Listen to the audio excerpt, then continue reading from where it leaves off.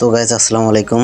আরও একটা TikTok video viral করার টিপস নিয়ে আসলাম। চলে যাবেন আপনাদের টিকটক আইডিতে, এই যে টিকটক আইডিতে চলে যাবেন।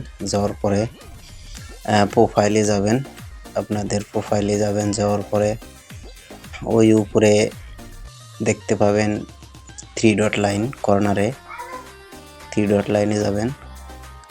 যাওয়ার পরে আবারও উপরে সেটিং দেখতে পাবেন, এই সেটিংসে যাবেন। সেটিংসে যাওয়ার পরে এখানে লেখা পাবেন হচ্ছে গিয়া আপনাদের অ্যাক্টিভিটি সেন্টার খুঁজবেন। অ্যাক্টিভিটি সেন্টার, এই যে দেখেন অ্যাক্টিভিটি সেন্টার, এই অ্যাক্টিভিটি সেন্টারে ক্লিক করবেন। এখানে ক্লিক করার পরে যে হোয়াটস স্টোরি, এটাতে ক্লিক করবেন।